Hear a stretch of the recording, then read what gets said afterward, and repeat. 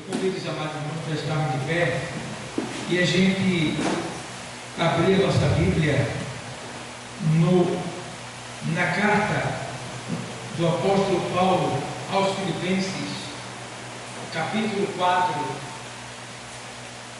versículo de número 6.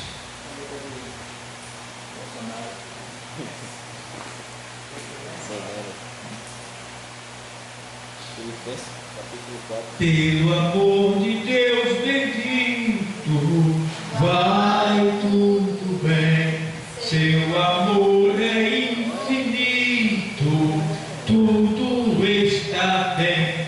Este amor é imutável, seu poder inabalável, seu cuidado é incansável.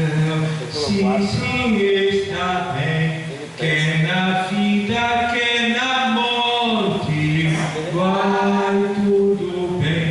Quão feliz é nossa sorte, tudo está bem. Eternamente nos com bondade noite e dia. Diz assim o texto sagrado. 4 e 6.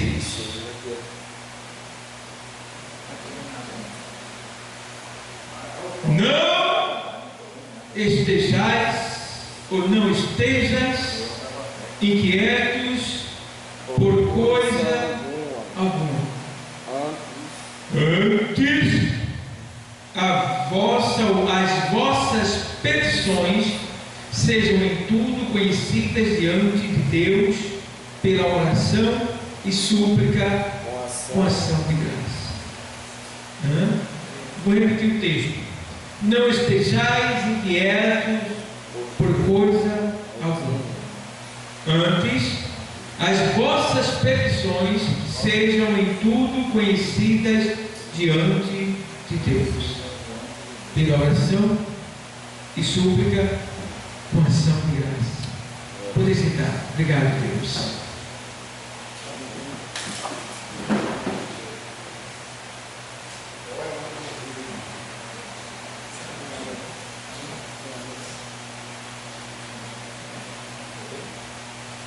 Irmãos, eu li aqui agora uma carta que foi escrita pelo apóstolo Paulo à igreja de Filipe. E os filipenses, eles foram privilegiados com esta carta, e Paulo tinha um propósito com esta carta. Era de exortar os filipenses a que eles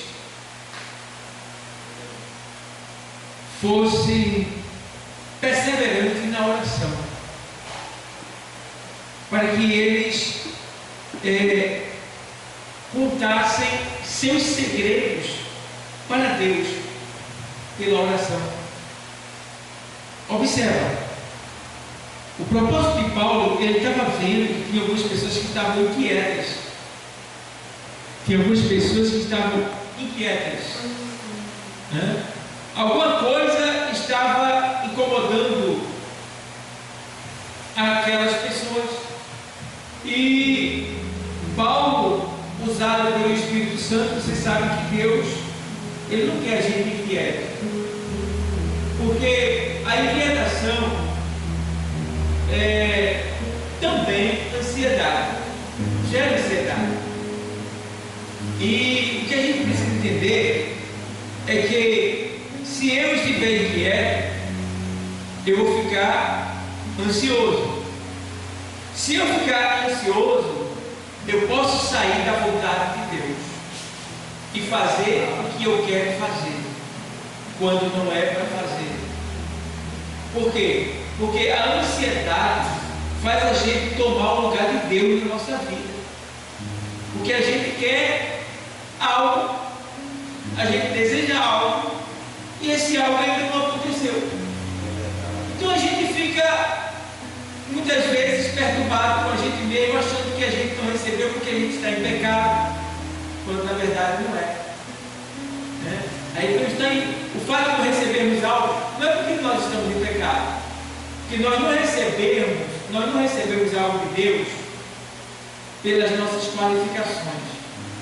Tudo que nós recebemos de Deus é por graça, é favor que o homem não merece. Então, não pense você que você recebeu algo de Deus porque você merecia. Por mais que eu e você faça, nós não merecemos nada. Se Ele dá, é por graça. Não se esqueça disso. Não se esqueça. É por graça. Eu nunca vou ser merecedor de nada que Deus me der. Tudo é por graça. Entendeu? Agora, precisamos entender uma coisa.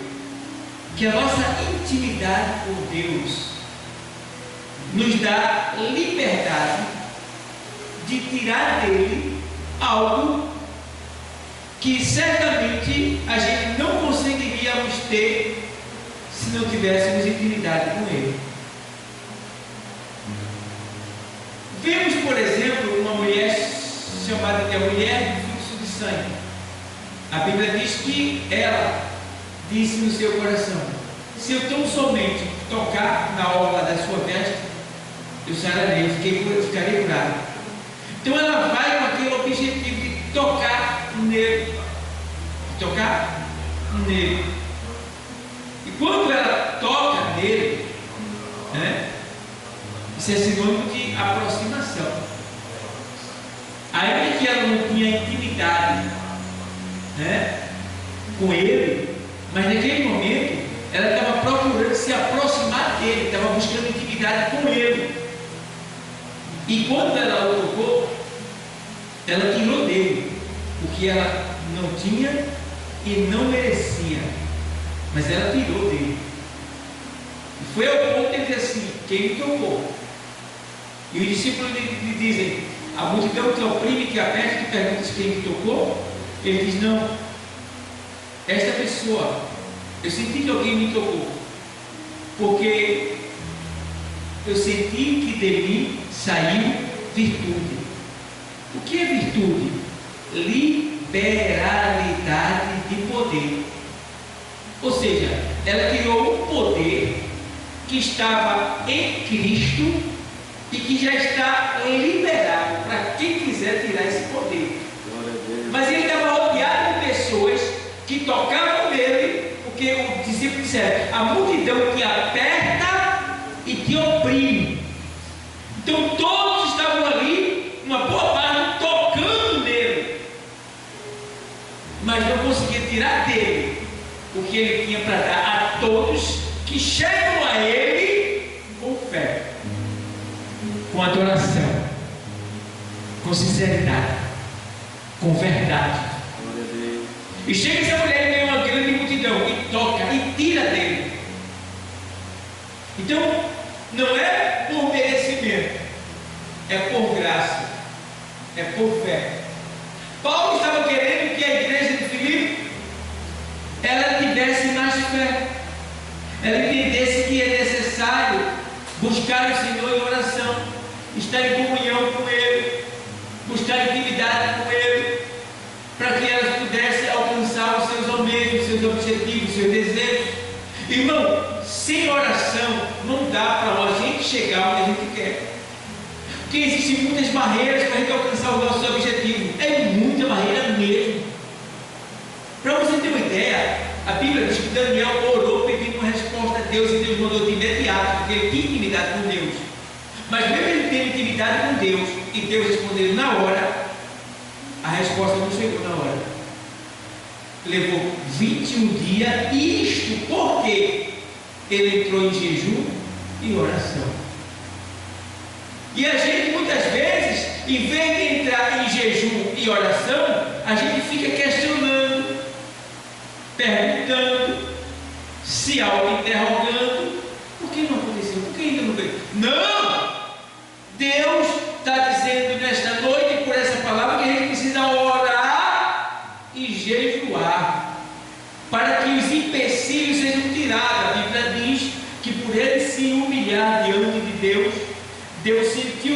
céu e mandou providência, desceu um anjo para liberar o outro anjo que estava detido pelos demônios nos lugares celestiais e trazer a resposta para ele, que ele tanto queria.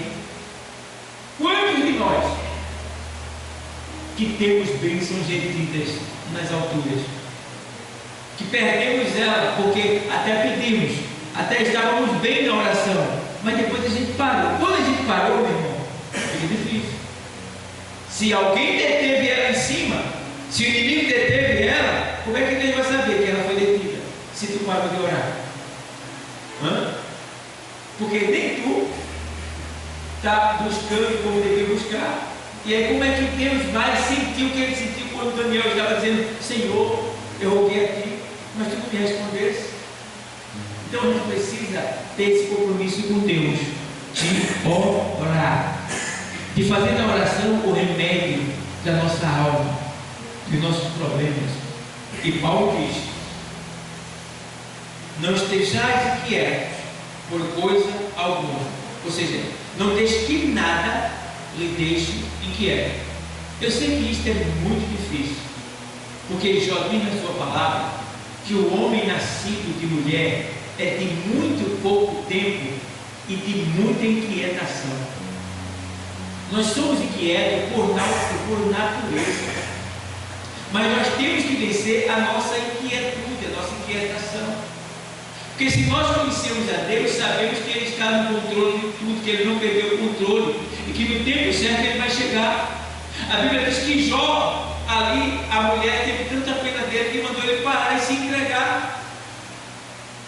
E ele chegou ao ponto de dizer: olha, ainda que eu morra, nele eu esperarei. Entende?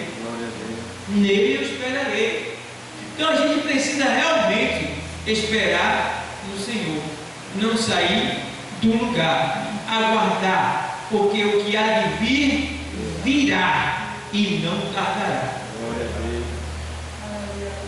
Então, eu me lembro que quando eu me converti, meu irmão, quando eu me converti, em pouco tempo, eu estava comendo Bíblia, orando e jejuando e me consagrando, virado mesmo.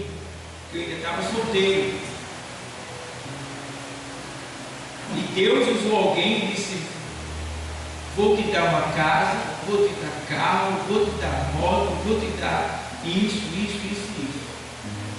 Isso há 25 anos atrás. Eu morava em casa alugada. Deus nunca deixou faltar o aluguel.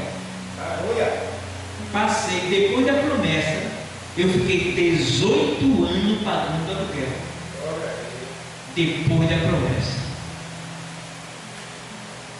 Depois da promessa, aconteceu um repular. O dono da casa disse: quero que me dê a casa.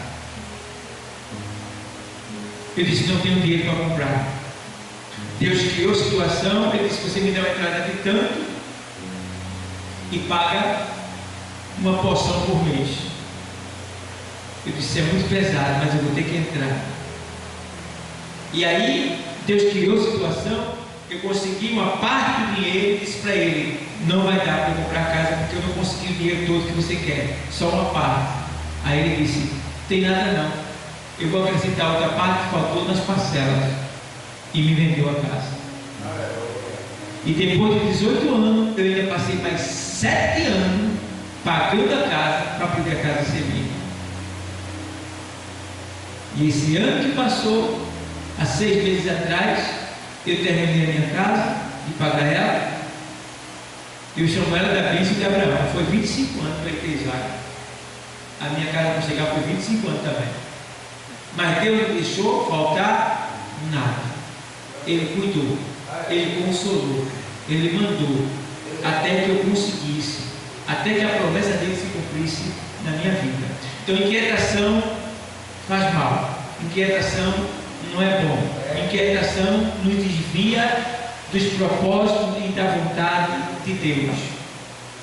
Qual diz lá no Evangelho escrito por Mateus: qual de vós, com a vossa inquietação, podeis acrescentar um côvado à vossa estatura? Ou seja, Não adianta a gente buscar algo que não está no tempo de buscar. Aleluia.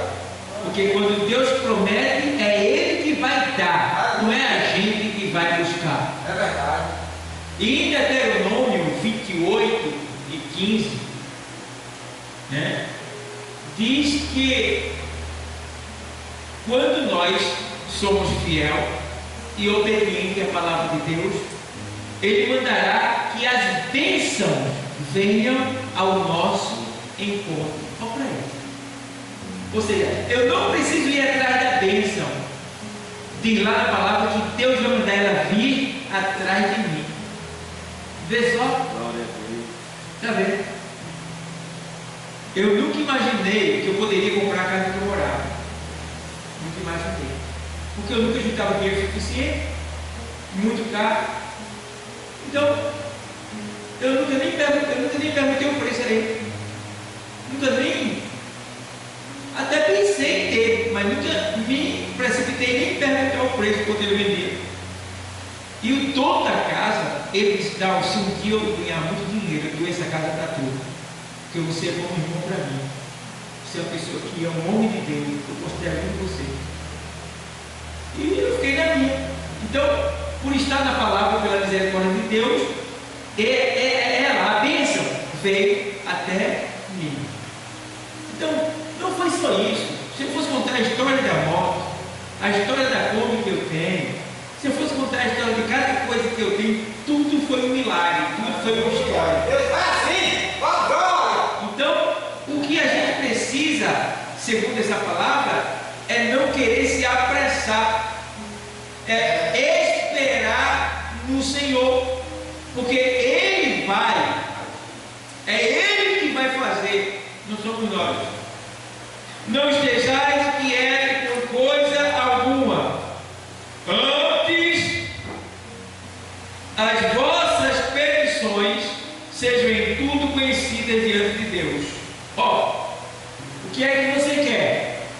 Ah, pastor, eu queria um emprego. Ah, pastor, eu quero um carro. Ah, pastor, eu quero uma casa. Ah, pastor, eu quero uma esposa. Ah, pastor, eu quero me casar. O que você quiser, não importa. Deus pode tudo. Agora, o que você tem que fazer é dizer para Ele, é falar para Ele, é fazer conhecida a Deus as suas petições, né? E deixar bem claro que se Ele fizer, Ele é Deus, e se Ele não fizer, Ele continua sendo Deus. Glória a Deus. Porque Deus, Ele nunca nos desampara. Eu, como quando criança, 5 anos de idade, minha mãe perguntou para meu pai. Eu me lembro que eu vi cortando o cabelo, ele era barbeiro. Minha mãe perguntou: "Ei, vai batizar, vai registrar o que não?" Eu me lembro que ele olhou com o óculos assim, peguei esse dedo por cima assim. Eu vou registrar ele, eu não sei o que ele vai ser quando crescer. Vou registrar ele, porque eu não sei o que ele vai ser quando crescer. E como aquilo foi bom para mim, foi melhor do que ele me registrar, porque aquilo ali criou não foi ódio não, mas foi uma vingança, um desejo de me vingar dessa palavra. E se eu tivesse sido ladrão, uma coisa outra ruim, isso impediu de eu ser, porque foi isso daí que fez com que eu dissesse assim: eu vou provar para ele que eu não vou ser o que ele pensava que eu ia ser. Então, foi bom para mim. Quando meu pai me abandonou, Deus me adotou. Aleluia. Glória a Deus. Foi melhor. E tem me bancado até hoje. Então, faça conhecida diante de Deus as suas petições. Diga para Deus: Deus é assim, Deus é assim. Não estejais inquietos por coisa alguma, antes as vossas petições sejam tudo conhecidas. Tudo que a gente quiser, a gente tem que dizer para Deus, tem que fazer conhecida diante de Deus os nossos desejos, pela oração O que é oração? É a comunicação do homem com Deus. E súplica, o que é súplica? É você se humilhar, né? Às vezes eu estou orando e é aquela oração meio seca. Eu sei que ele está ouvindo, mas eu me sinto bem. Eu digo, Deus, eu estou orando como se fosse uma oração mecânica. Eu digo para ele, eu quero sentir a tua presença, eu quero chorar, eu quero, Espírito Santo, vem cá. Eu estou orando, parece que eu não estou. Eu digo para ele, eu tenho uma conversa toda assim com ele, sabe? Eu quero mais. Eu estou aqui, estou falando contigo, Deus, mas eu não estou me sentindo bem, porque eu estou falando contigo, mas é como se eu estivesse falando, é como se o Senhor estivesse me ouvindo, mas eu sei que você está me ouvindo. E aí vai. E eu vou conversando com ele, dizendo que eu quero, mas ao mesmo tempo também dizendo que eu quero sentir a presença dele. E aí eu começo a sentir mais. Eu acho que a oração ela é mais gostosa quando a gente chora. Quando a gente começa a se derreter, fica mais gostosa. E pela oração e súplica. Também quero súplica. Deus. E aí eles começam a suplicar, implorar, suplicar a Deus pela oração e súplica.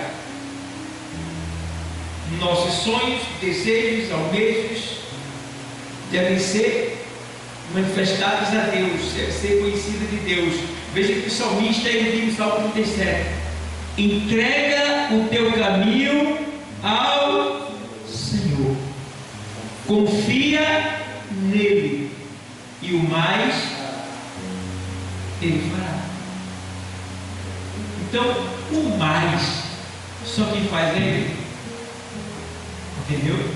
Então pela oração e súplica com ação de graça. O ponto principal, né, aqui, depois da oração, que você não deve esquecer, é de ser grato.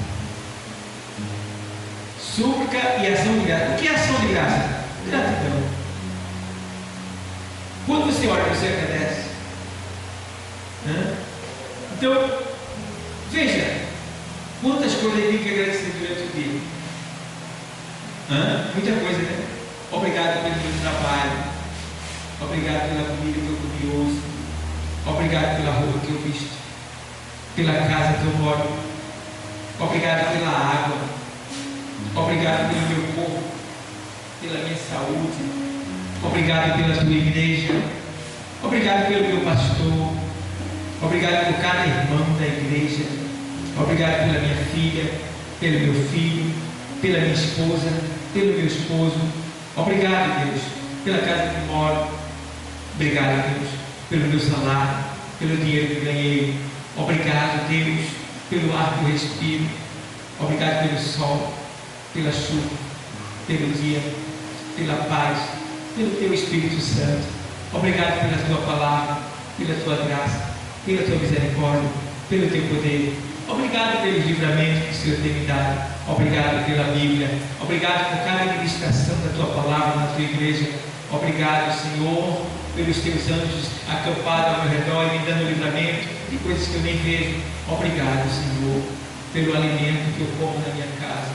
Obrigado, Senhor. Muito obrigado, Senhor. Muito obrigado, muito obrigado por eu estar de pé, com saúde.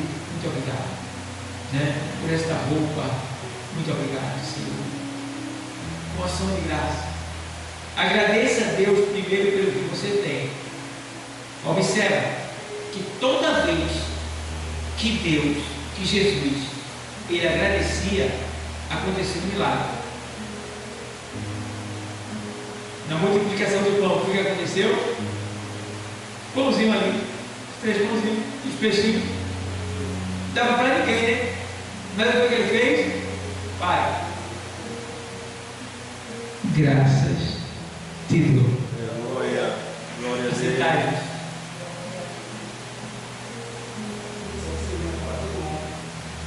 E aí? Mais de 15.000 pessoas se alimentaram com aqueles pãozinhos e aqueles peixinhos. A Bíblia diz que eram 5.000 homens. Né?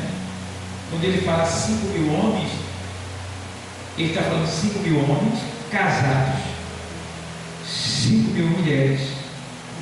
E cada judeu, o judeu não tinha um filho não, todo judeu tinha muito filho. Quando o judeu tinha um filho só porque ele era doente, feito Jairo. Jairo tinha um problema, por isso que ele só tinha uma filha. Né? Então, judeu era 5, 8, 10, era muito filho. Você sabe que no tempo de Davi tinha homem que tinha 70 filhos, né? 40 filhos, né? Então, muitos filhos. Então, por isso que eu tenho que fazer irmão aqui que quando casar vocês devem ter 12. Aí é meu pai. 12, porque 12 é a tribo, é o mínimo. Aí, o que acontece? A gente vê por aí que é importante que a gente agradeça, porque ali tinha 5.000 homens, 5.000 mulheres, e vamos colocar um filho para cada um, mais 5.000 meninos, crianças, acompanhando seus pais. Então a gente na força de aproximadamente 20.000 pessoas que foram alimentadas só com aqueles pãozinhos e aqueles 3 peixinhos ali. Entendeu? Então, veja como Deus faz. Mas por que isso aconteceu? Porque alguém se ofereceu e a outra parte é porque Jesus agradeceu. E toda vez que você agradece, há uma multiplicação. Irmão, é importante a gente saber. Você gosta quando você serve alguém que põe aquela pessoa levantada? Você não gosta. Entendeu? Nosso desejo é quando a gente servir alguém, aquela pessoa também tem que servir. Esse é o nosso desejo. Mas não deve ser assim. A gente não deve fazer nada para ninguém com esse interesse. O que a gente deve fazer e querer receber de Deus, e não da pessoa que ele está fazendo. Mas no mínimo a gente quer a atenção daquela pessoa. Tá? A gente quer a atenção daquela pessoa. E imagina, você faz o máximo por aquela pessoa e depois a pessoa vira as costas para você quando você mais precisa. Você vai ficar triste. Não é diferente com Deus. Deus fica triste também quando ele está ingrato. Deus não gosta da ingratidão. Deus não gosta da ingratidão. Veja que lá em Êxodo fala sobre o povo reclamando a Deus, murmurando a Deus, porque ele não tinha água para beber, outra hora porque ele não tinha carne para comer. E Deus sabia a hora de dar, mas eles queriam do jeito que eles queriam, quando eles queriam. Entendeu? E outra coisa, que reclamava da comida, não é porque a comida de Deus era ruim, é porque eles estavam em pecado. Muita gente não entende, né? Mas tem uma passagem, tem estudo bíblico que diz que existia os crentes fiéis, existia os crentes pé dentro e pé fora, e existia os crentes ímpios no meio do povo de Deus ali no deserto. Misturado, tudo misturado, tudo misturado.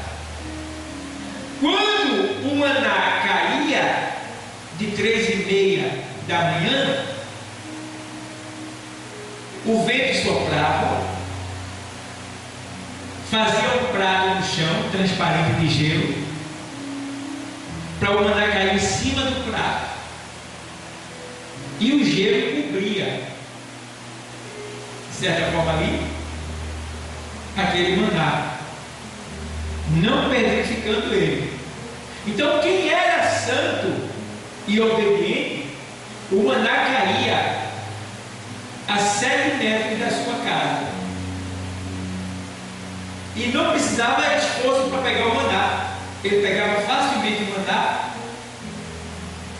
e quando ele comia o maná refletia 150 sabores na sua boca. O que ele pensasse, o maná refletia o sabor. Um exemplo, vou comer o maná, pense numa picanha, vou sentir gosto de picanha. Pense numa galinha, vou sentir gosto de galinha. em obediência 150 a 7 metros da sua casa e refletia 150 sabores na sua boca. Crê que pé dentro e pé fora. O maná caía a 70 metros da sua casa. E quando ele ia pegar, ele tinha que levar algumas coisas para poder apanhar, assim com um pouco de dificuldade. E ele pegava, e o maná refletia 7 sabores na sua boca. 7 sabores na sua boca.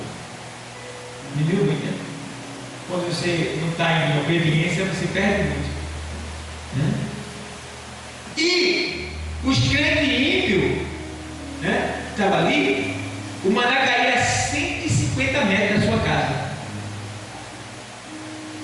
E quando ele ia, ele tinha que levar instrumentos, estilo assim, pá, alguma coisa assim, para poder. E havia diferença até de cor, porque no primeiro, quem era crente de verdade, ele caía bem branquinho, feito essa lâmpada. No segundo, ele já caía meio acaramelado. E no último, ele caía bem escuro. No primeiro, 150 sabores. No segundo, 7 sabores. No último, sabor de palha. Aí você vai entender agora. Por isso que chegou ele e disseram assim: estamos cansados desse maná, desse alimento, desse pão vil. É melhor a gente voltar para comer cebola e pepino lá no Egito do que comer esse maná aqui. Quem estava falando não eram os fiéis, os obedientes, eram os infiéis, porque o maná na boca deles tinha gosto de palha. Glória a Deus. Aí eles queriam contaminar os outros, entendeu? Então veja como as coisas é. Quanto mais santo você for, mais de Deus você vai receber. Quanto mais obediente você for, mais de Deus você vai receber. Quem ganha é só você. Deus não perde nada. Agora a gente deve procurar ganhar, porque eu estou cansado de perder. Então, o que acontece? Então o povo ali, eles recebiam do Senhor a porção exata, porque Deus cuidava deles. Deus cuida de todo mundo. O Senhor diz ali, claro, não estejais inquietos por coisa alguma, ante as vossas petições sejam em tudo conhecidas diante de Deus pela oração e súplica com ação de graça. Toda vez que o Senhor orava, o milagre acontecia. Toda vez que o Senhor agradecia, o milagre acontecia. Até para ressuscitar Lázaro, o Senhor olha para onde? Para cima e diz: Pai, graças te dou. Não é isso que ele faz? Sempre ele estava agradecendo. E a gente, muitas vezes, em vez de agradecer, a gente reclama, a gente questiona, e aí fica difícil, porque a gente não tem direito nenhum, tá? Como filhos obedientes, ele nos dá esse privilégio de poder cobrar, de poder fazer prova dele, de ter direitos. Mas se você observar direitinho, se a gente vive na desobediência, que direito nós teremos? Nenhum. Então precisamos sim fazer conhecido diante de Deus as nossas petições pela oração e súplica com ação de graça. Seja mais grato, agradeça mais. Irmão, eu vejo gente tão ruim no meio de nós, que às vezes está na igreja e reclama da palavra que está sendo pregada. Irmão, isso é terrível, irmão. Isso é uma falta, irmão, isso é uma falta de respeito tão terrível. Sabe o que é isso aí? Isso é blasfemar. Porque sabe o que é o nome blasfêmia? Blasfêmia é resistir à palavra de Deus. Imagina Deus estar dizendo assim: olha, eu escutei assim, né? Eu estava pregando e disse assim: Isaías 38 diz assim: Ezequias estava doente em cima da cama. Isaías entra no palácio e vai até o rei Ezequias. Quando ele chega até na sala do rei, o rei estava doente sem poder descer da cama. Quando o rei vê Isaías, imagina a veio aqui, você é curado agora. Você é curado agora. Porque Ezequias tinha obra. Ele fez muita coisa boa para o Senhor da nação de Israel. Ele restaurou o culto ao Senhor.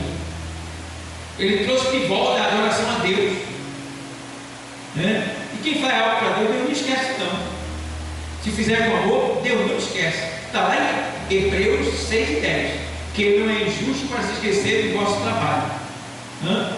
E aí, quando Isaías olha para o rei Ezequias, ele: sim, profeta, pode falar.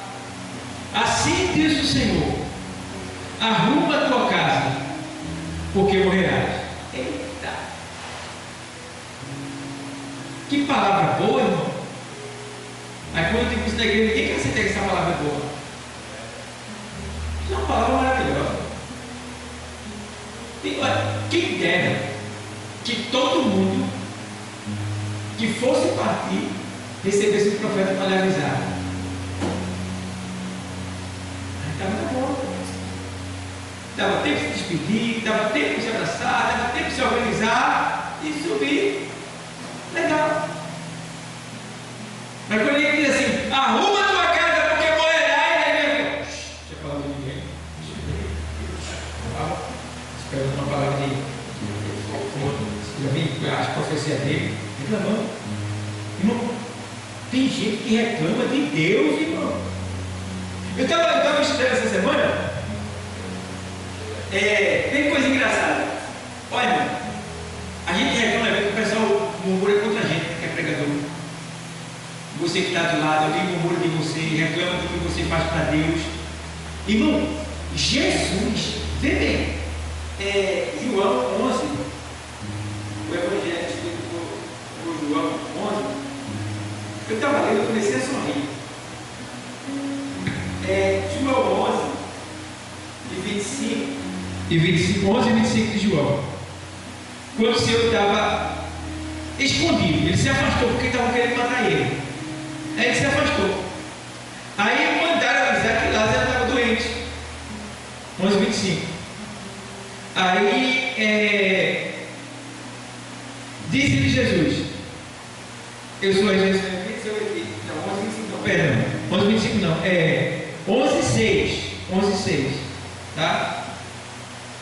Quando foram avisar a Jesus onde ele estava, que Lázaro estava doente, aí ouvindo, pois, que estava enfermo, ficou ainda 2 dias no lugar onde estava. Então, quando avisaram a Jesus lá onde ele estava, que Lázaro estava doente, ele ainda ficou mais 2 dias lá. Depois disso, disse aos seus discípulos: vamos outra vez para a Judéia. Disseram-lhe os discípulos, veja, Jesus está dizendo: vamos voltar para a Judéia. Jesus é Deus. Jesus tomou a decisão de voltar. Veja bem, Jesus. Depois disso, disse aos seus discípulos: vamos outra vez para a Judéia. Disseram: vê bem, ele disse que ia para voltar. Aí o Paulo disse: o que é que ele vai dizer? Disseram-lhe os discípulos: Rabi, ainda agora os judeus procuravam apedrejar-te e tornas para lá. Mas Jesus não decidiu voltar. Ele não é Deus, ele não sabe tudo. Se ele quer voltar, será que Deus não pode tomar uma decisão, não é? Até a palavra de Deus, as pessoas quer corrigir o próprio Deus. Entendeu? Às vezes a gente não quer corrigir Deus. Às vezes a gente diz que Deus está errado. Deus está fazendo algo para nos ajudar e dizer assim: isso está errado, não é assim, não estou gostando disso, não. Aí fica amuado, reclamando, não é grato. E Deus trabalhando. Veja o que aconteceu aqui. Verso 9. Jesus respondeu: não há 12 horas do dia. Se alguém anda de dia, não tropeça, porque vê a luz deste mundo. Mas se anda de noite, tropeça, porque nele não há luz. Assim falou, e depois disse-lhes: Lázaro, o nosso amigo, dorme, mas vou despertá-lo do sono. Vê só, Verso 12. Disseram, pois, olha o momento que ele estava. Não estavam confiando em Jesus, não. Olha o momento que ele estava. Disseram, pois, os seus discípulos: Senhor, se dorme, está salvo. Não deixa lá, não vou falar agora, não. Irmão, eles estavam com medo, mesmo estando com Jesus. Irmão, Jesus sabe o que está fazendo na tua vida. O que está acontecendo contigo, Deus sabe. Jesus sabe o que estava. Deus está dizendo aqui hoje, ó, para quem está aqui: eu sei o que estou fazendo. Glória a Deus, aleluia. Quer mandar em mim? Eita, glória. Jesus também. Ó, vamos lá. Versículo 12. Versículo 13. Mas Jesus dizia isso da sua morte. Da sua morte. Eles, porém, cuidavam que falava do repouso do sono, né? Deus estava falando e às vezes a gente não entende, né? E aí Jesus vai e diz assim: então Jesus disse-lhes claramente: Lázaro está morto. Aí, agora diz aqui assim, versículo 15: e fogo por amor de vós, né?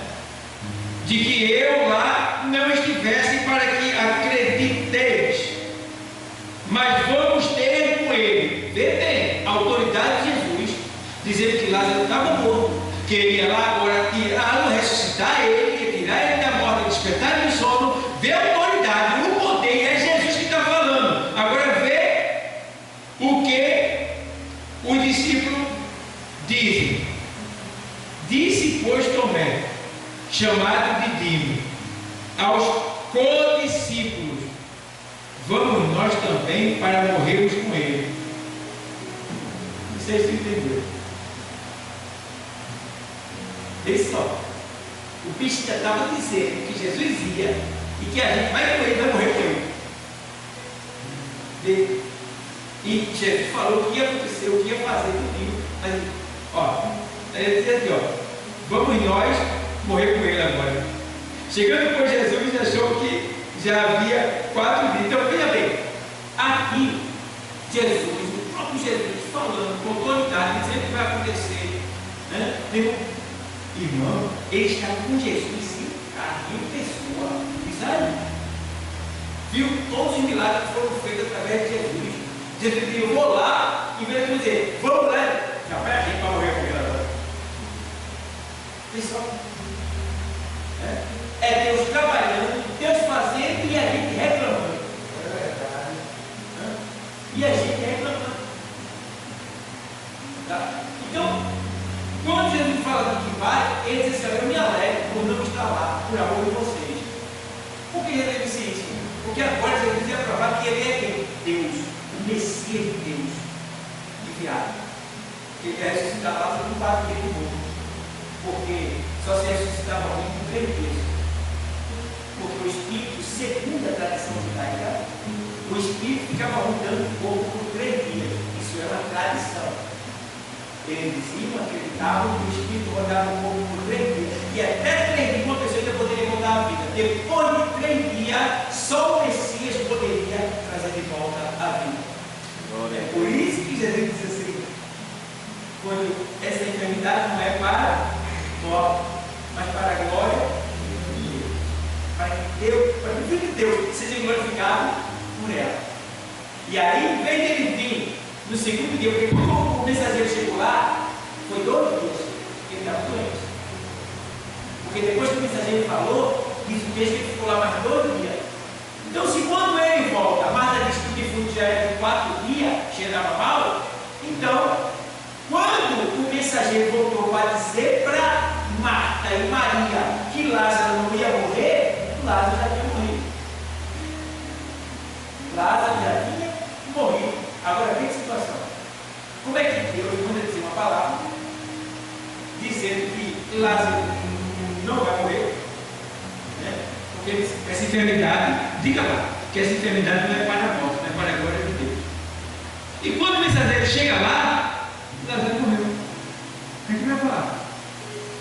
Jesus é um mentiroso. E agora? Fala ou não fala? Fala ou não fala? O que Jesus mandou? Mas como é que eu vou falar o que Jesus mandou se Jesus disse lá que ele não ia morrer? Essa enfermidade não é para a morte. Então, quando Jesus fala ali, ele fala morte no sentido de extinção. Ou seja, ele ia morrer, né? na visão dos outros, ele não iria morrer para ser extinto da terra, parar de existir aqui, morreu, enterrou, acabou. Não, Jesus está dizendo, essa enfermidade não é para a morte, ou seja, essa enfermidade não vai acabar com ele, não vai destruir ele, não vai aniquilar ele, não vai fazer ele sumir da terra. Era como se ele estivesse dizendo assim. E agora, ele não entendeu. E aí quando ele volta, aí ele faz isso acontecer. Ele traz de volta, porque já era de 4 dias. Aí eu pergunto a você: fala ou não fala o que Jesus mandou falar? E agora?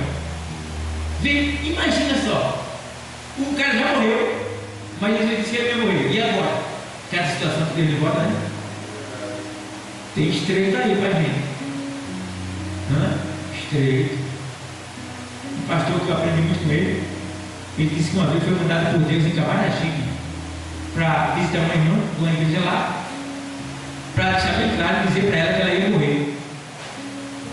Agora, olha o guarda-roupa do filho dela, tudo do lado dela. Mãe ia para lá, mãe ia para cá, aquele carinho, a mãe na coroa, e ele disse que tinha que chegar e dizer que ela ia, não ia ficar. Ele disse: agora, o que é que eu faço? Diga, meu filho, eu vou apanhar aqui, eu vou me ferrar aqui. Mas Deus mandou. Aí ele disse, quando ele disse, meu irmão, um de guarda-roupa pegou ele, disse: é o quê? Segurou ele pela roda da camisa. O senhor veio aqui, você está pensando o quê? O senhor veio lá de você da onde? E veio aqui na casa da gente, mas a gente vai morrer. Vai-se embora daqui. Empurrou ele. Está entendendo? Tem situação que Deus nos coloca que a gente vai ter que ir, não pode voltar atrás dela. Se prepare, porque Ele está com você. Então, eu achei interessante a parte aqui, porque quando o discípulo ele disse: vamos embora, o discípulo já vai aí para morrer com ele. Está na hora maior morada, regra de Deus, né? Em vez de crer, se crer, verás o quê? A glória de Deus. Aí, ele estava falando por trás aqui. Ele sabia, claro, né? Mas estava falando por trás. Não, ele está aí, eu vou ressuscitar ele. Já vai achar para morrer com ele lá. Bom, Deus, Jesus, ele tem o controle de tudo. Controle de tudo. Então, precisamos entender que devemos fazer conhecida as nossas petições diante de Deus pela oração, súplica, com agradecimento e não voltando atrás, não desistindo. Temos que ser perseverantes. Temos que ser perseverantes. Romanos 12. Romanos 12.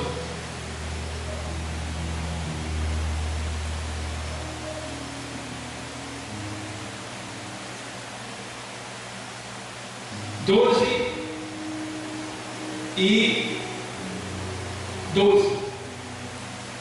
Alegrai-vos na esperança, sede paciente na tribulação, perseverai no quê? Na oração. Você não pode parar. Tem gente que para de orar. Entende? Quando eu estou orando, eu estou empurrando o diabo, as forças malignas para longe de mim. Quanto mais eu oro, mais o diabo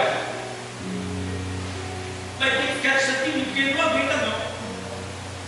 Quando eu paro de orar, eu vou permitir que ele se aproxime, que ele encontre espaço, oportunidades para me atacar. Então eu não posso parar de orar, porque a oração é a minha defesa, é o meu bloqueio. A oração é a minha proteção. A oração é aquilo que me dá sustentação, firmeza, força, poder. Então, se eu parar de orar, eu vou perder. Então eu não posso parar. Eu tenho que orar. E aí aqui está dizendo bem claro: perseverai na oração. Então, precisamos levar isso em consideração. Tem pessoas que estão aqui hoje, que não estão orando como devia, que estão inquietos, e quem sabe outras coisas mais. Mas Deus te trouxe aqui hoje com o propósito de centralizar o teu coração, de firmar, de fazer com que você se ponha em retidão e faça o que Ele quer que você faça, porque o que Ele prometeu, Ele é fiel para cumprir. Diria Ele não teria poder para fazer acontecer? Se as suas mãos estendidas estão, quem pode fazê-la voltar atrás? Isaías 55:11 ele diz: olha, assim será a palavra que sair da minha boca, ela não voltará para mim vazia, mas prosperará naquilo para que eu a enviei. Então, quando Deus promete, Deus cumpre. Agora, não no nosso tempo, no tempo dele. E o tempo dele, sabe quando é? Pedro 5.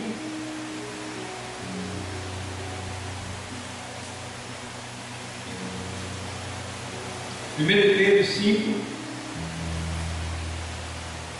e 5.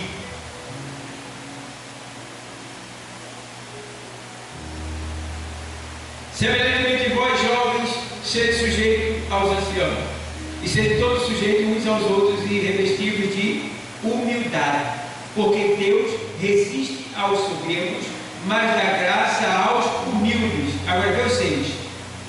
Humilhai-vos, pois, debaixo da potente mão de Deus, para que ao seu tempo Ele vos o quê? Exalta. O que é se humilhar debaixo da potente mão de Deus?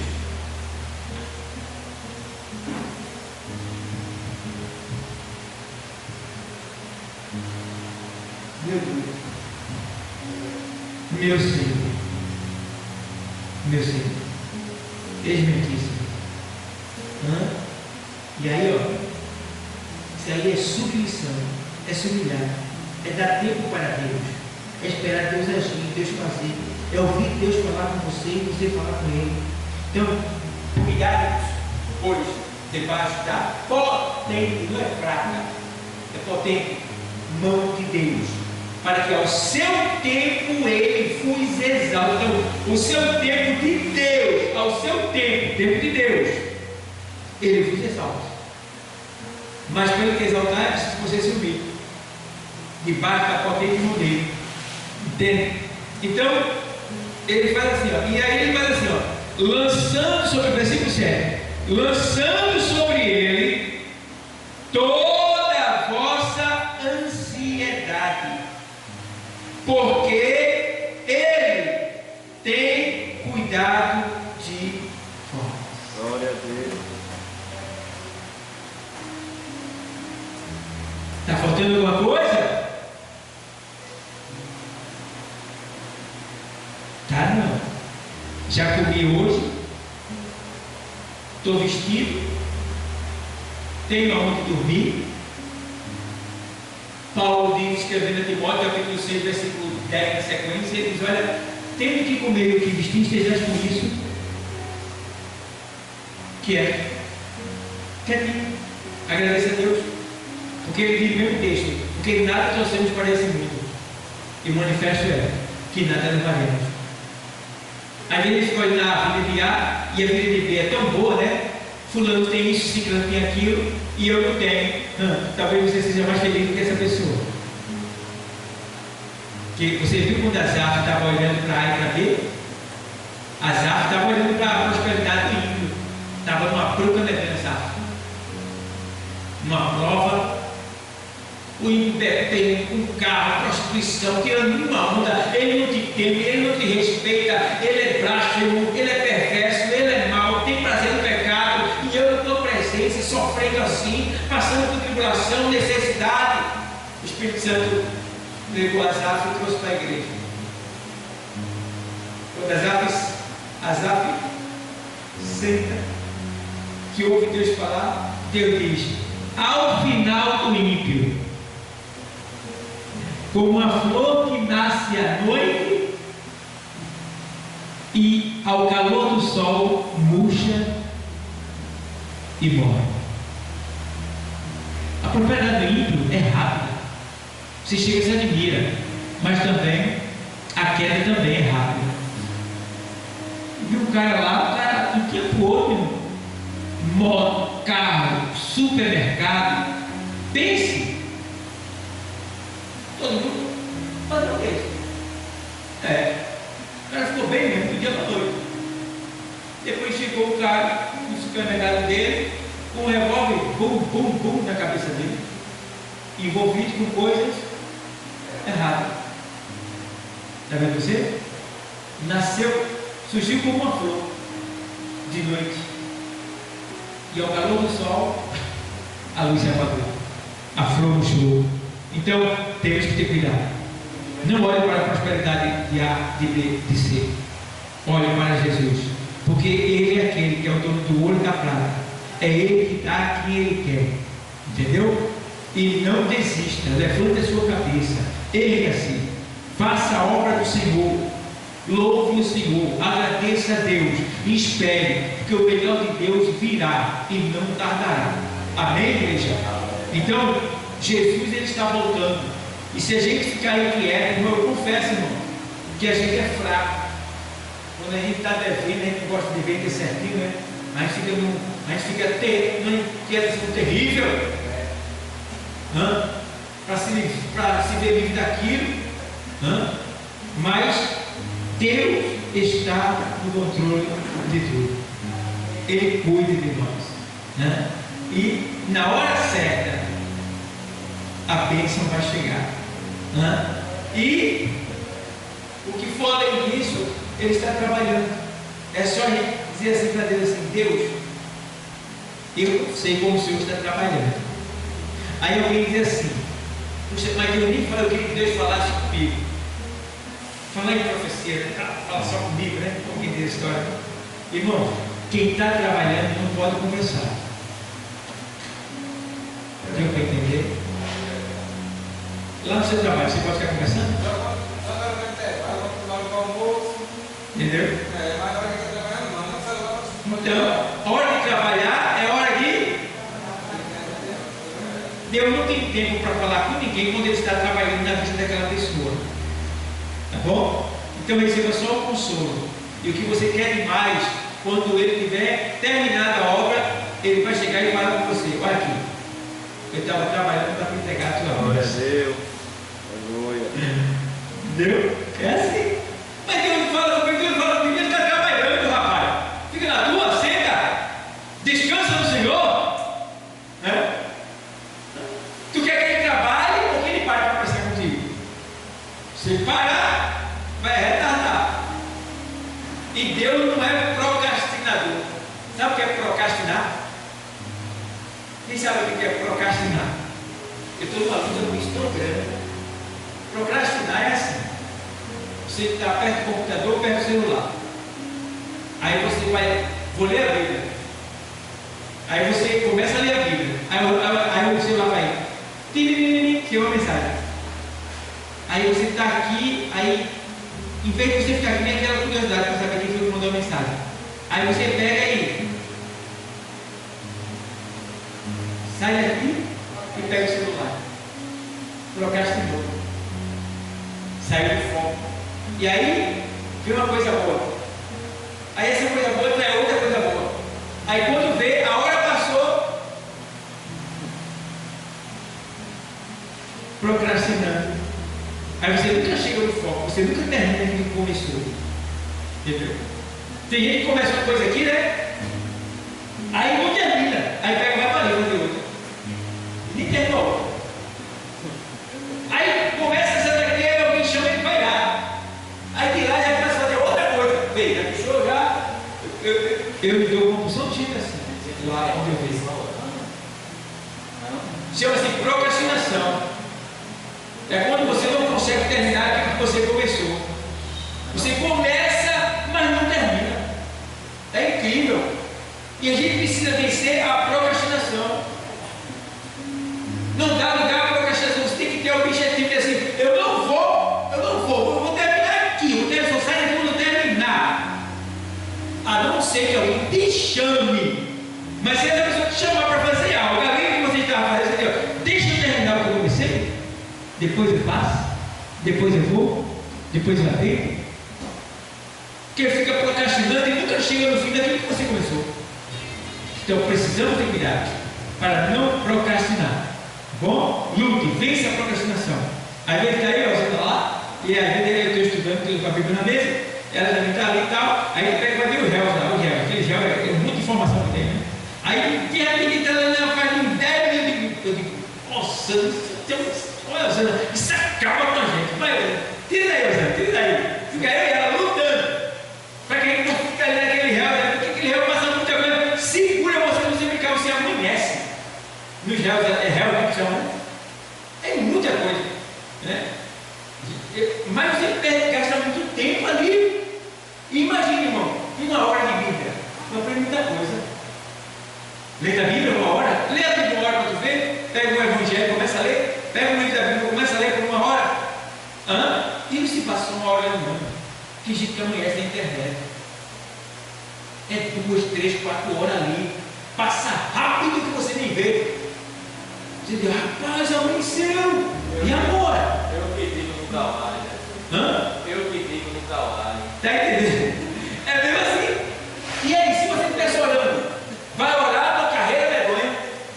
E não agradece o que tem para agradecer. Porque se você for agradecer, leva tempo. Mas daí você gasta todo o seu tempo que você poderia ter falado com Deus, poderia ter estudado a Bíblia, poderia estar escutando uma pregação, se você não souber ler, você escutar uma pregação, alguma coisa que trouxesse edificação. Aí você aprendeu